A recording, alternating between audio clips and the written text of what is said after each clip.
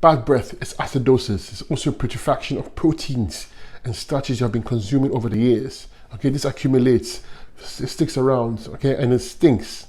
Remember that your GI tract starts from the tip of your tongue all the way down to your lower extremities. And if there's fermentation there, if things are not moving properly, it's going to smell. Okay, so you want to clean the gut. You want to use something called a bowel cleanser, and to scrape the mucus plaque on the small intestines and the gut itself. Okay, remove that. It can take a bit of time. I will be on a lemon only cleanse at this point because it's aggressive. It moves the lymph system.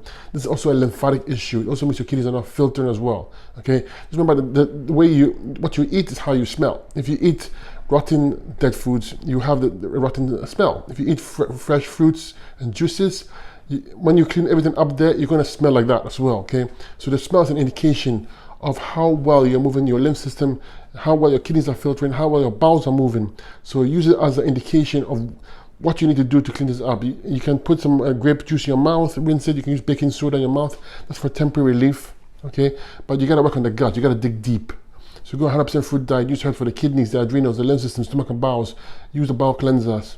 Remove the mucus plaque causing this stench. And you see, you do very well.